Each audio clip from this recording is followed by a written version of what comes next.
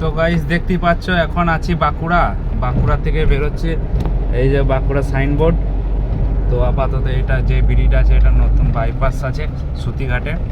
তো এখন সুতিঘাট থেকে বেরোচ্ছি, তোমার মেন রোড ধরবো যেটা তোমার হ্যাভি মোড় আছে।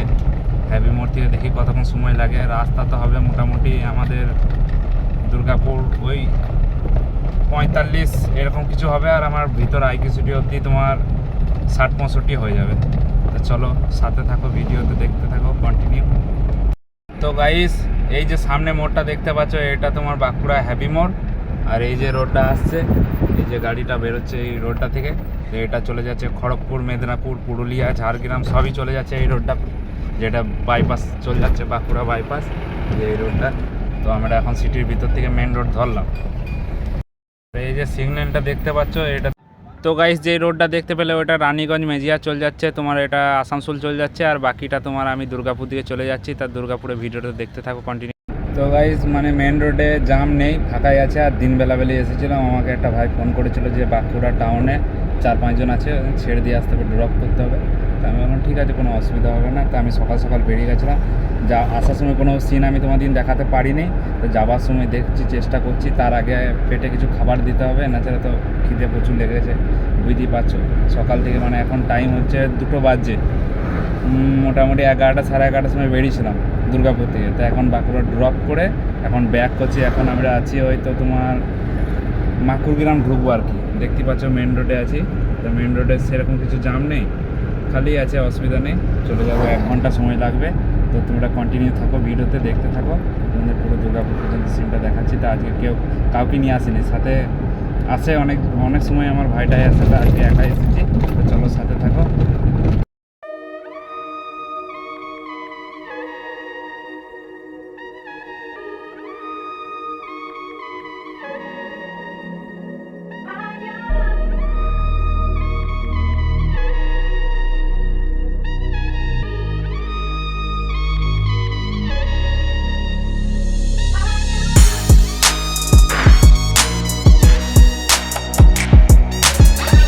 আসতে খুবই ভালো লাগে, কেন বাঁকুড়া মানে আসা মানে সবুজ গাছ আর তোমার মাঠ, এই সিনগুলো বেশি দেখা যায়। আর এইসব সিন দেখলে প্রচুর হ্যাপি লাগে গাড়ি চালাতে।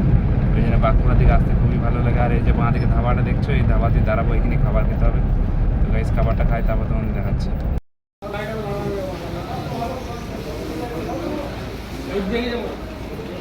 এখানে খাবার খাওয়া হয়ে গেছে, আর এই ধাবাতে দাঁড়িয়েছিলাম, তোমার ধাবাটা বাঁ দিকে আছে। তো এখান থেকে এখন বেরিয়ে চললাম, খাবার খাওয়া হয়ে গেছে। আর দেখতেই পাচ্ছ ওই পাশে একটা ধাবা আছে, ধাবা দু সাইডই আছে, কিন্তু এই ধাবাটা দিয়ে খাবারটা খাই আমি সবসময়। যখনই আসি অ্যাম্বুলেন্স নিয়ে আরে আসি, তখন এটাই খাই, আর প্রাইভেট গাড়ি নিয়ে এলেও এটাতেই খাই। তো এখান থেকে বেরিয়ে যাই, দেখি কতক্ষণ লাগে সময়, কেনে আবার অ্যাম্বুলেন্সের ডিউটি আছে, ফোন করছে। তো গাইস চলো সাথে থাকো ভিডিওতে। খাবার খেয়ে বেরিয়ে গেলাম হোটেল থেকে, খুব খিদে।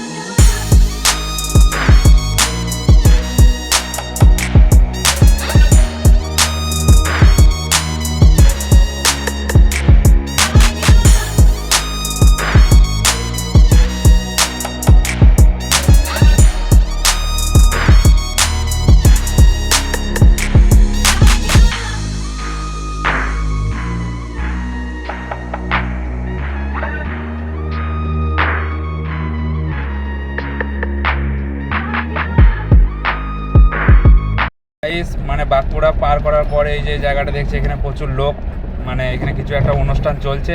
সামনে একটা স্কুলও আছে, হাই স্কুল আছে, স্কুলের পাশেই মনে হয় কিছু একটা অনুষ্ঠান চলছে। তা কি চলছে এটা ঠিক আমি জানি না। তো গাইস মানে এখানে যারা লোকাল ভিডিও আমার দেখো কন্টিনিউ, তাদেরকে বলছি তারা কমেন্টে জানাতে পারবে যে কি হচ্ছে এখানে অনুষ্ঠান। তো এখানটা প্রচুর ভিড় আছে, চলো ভিড়টা পার করি। এখানে ট্রাফিক পুলিশও আছে, ওরা মোবাইল দিলে খুব অসুবিধা হবে। মানে এখানে একটু ভিড় চলছে, আর অনুষ্ঠানও চলছে, এই যে বাঁ দিকে কোথাও অনুষ্ঠান চলছে, তা পুলিশ আছে সামনে, ওই জন্য ক্যামেরা পেলে। ওইখানে ভিড় ছিল প্রচুর, আর ওইখানে কিছু একটা অনুষ্ঠান চলছে, তা জানি না কিসের অনুষ্ঠান চলছে। তো মানে এখন আমরা ওইটা পার করে চলে এলাম। আমার সামনে সিনটা দেখাচ্ছি, এখানে প্রচুর জঙ্গলটা মানে গাছের পাতা নেই একটাও, দেখাচ্ছি পাতা এখনও ধরেনি, গাছের পাতাগুলো সব ঝরে গেছে, তার নতুন পাতা হয়তো গজাবে, ওই জন্যই পাতা সব ঝরে গেছে। আর শাল জঙ্গল আছে, এই বাঁ দিকে জঙ্গলগুলো আছে, ঘন জঙ্গল। সব থেকে ইম্পর্টেন্ট জিনিস মানে এটা কি বলতো তোমার, মানে আমি চাইলেও জোরে যেতে পারবো না, কেন এখানে ওভার স্পিডে খুব চালান হয়। মানে কোথায় যে সার্জেন্ট থাকবে বা কোথায় ট্রাফিক থাকবে কোনো সিগন্যাল মানে কোনো ঠিক ঠিকানা থাকে না, এদের মানে ক্যামেরা নিয়ে থাকে, তা ওভার স্পিডে চালান করে দেয়, ওই জন্যে মানে আস্তে আস্তে যাচ্ছি। আর দেখতেই পাচ্ছ বেশি পিক আপ নেই, 50-এর মধ্যেই পিক আপ রয়েছে। তো এখন এইভাবেই যেতে হবে, কমসে কম বেলেতর পার করতে হবে এইভাবেই। একটা ফরচুনার যাচ্ছে, মানে ওভারটেক করার জন্য প্রচুর খিদিবিদি করছে। মানে ফরচুনার এমনি গাড়ি ভালো, কিন্তু বেশি ওভার স্পিড ভালো নয়, কেন ওভার স্পিডের জন্য হয়তো দেখা গেল যে মানে দুর্ঘটনা সামনে হতে হতে, তো ওই জন্যে নর্মাল যাওয়াই ভালো।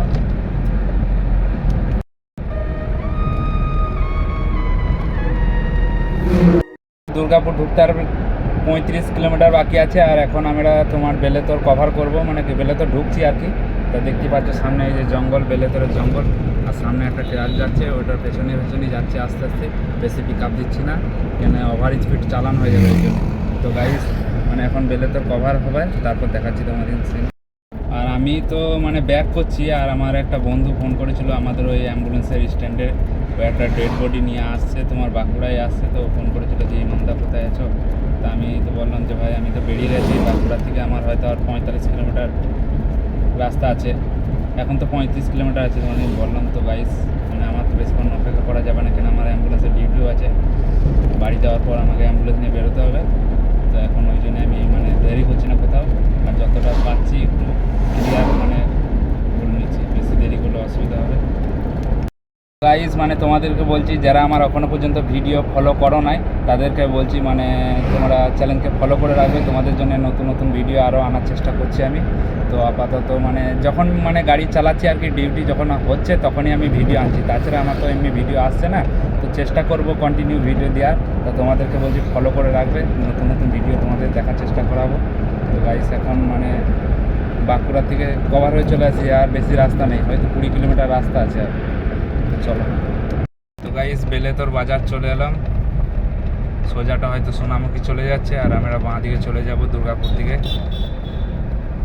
দেখতে পাচ্ছ বেলেতর বাজার।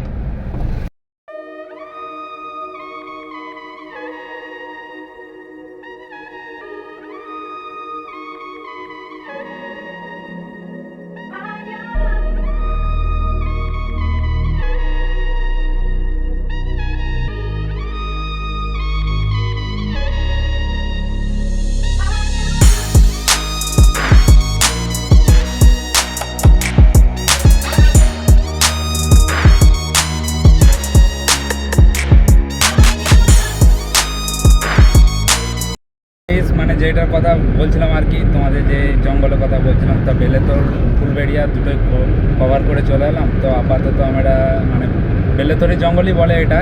তো এই জঙ্গলের কাহিনী কিছুই নাই সেরকম, কিন্তু এই রোডে যারা রাত্রের দিকে বিশেষ করে আসবে তাদের জন্য বলা হচ্ছে, মানে এখানে হাতি আর কি খুব দেখা দেয় এই জঙ্গলটার মধ্যে। তো এখানে কেয়ারফুলি গাড়ি চালাতে হবে, এখানে খুব সাবধানে পার হতে হবে, ওই জন্যই বিশেষ করে বলছি এই জঙ্গলটা খুব খারাপ, অথবা তোমার ভালো আছে, কিছু অসুবিধা সেরকম কিছু নেই। এখানে গাড়ি ঘোড়াতে এদিকে অনেক চলে, সেরকম কিছু অসুবিধা হবে না, কিন্তু হাতিয়ে বেরোয়, সাবধানে যেতে হবে এই রোডে। তো তোমাদের জঙ্গলের সিনটা দেখাচ্ছি, চলো সামনে দেখো।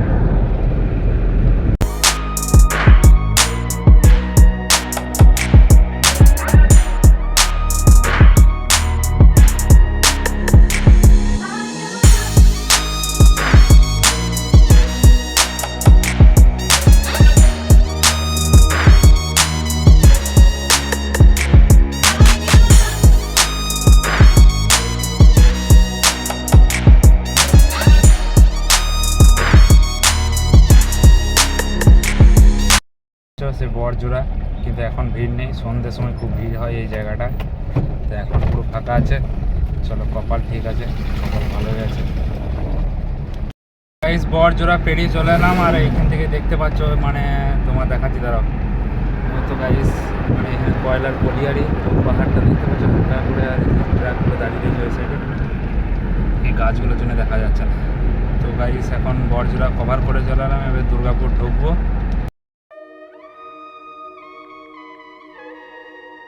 গাইস দুর্গাপুর ব্যারাজে চেপে গেলাম, আর এটা হচ্ছে অ্যাকচুয়ালি আমাদের ড্যাম দুর্গাপুরের, জল প্রচুর আছে। যে ড্যাম্পে কেউ মানে পিকনিক স্পট হয় ওই সাইডে, ওই বাঁ দিকে নদীর যে বালিগুলো দেখতে পাচ্ছ ওইখানে হয়। এটা পুরো শুকনা ডাঙ্গা আছে, জল হালকা হালকা, একটা গেট মনে হয় খোলা আছে। তো আপাতত ব্যারেজ আমরা পার করছি।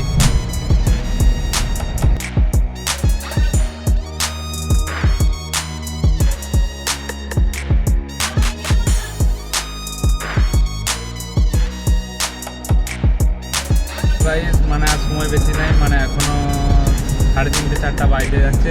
তো আমরা দুর্গাপুর এখন চলে এসেছি, আর হয়তো 4-5 কিলোমিটার বাকি আছে। তারপর আমাকে আবার আইকিউসিটি হসপিটালকে আসতে হবে অ্যাম্বুলেন্স নিয়ে। তো আপাতত ভিডিও এই পর্যন্তই হবে গাইস, বেশি বড় করবো না। তো তোমাদের জন্য এই পর্যন্তই, আর আবার কোনো নতুন কোনো ভিডিওতে দেখা হচ্ছে। এখনকার মতন বাই, সব ভালো থেকো গাইস।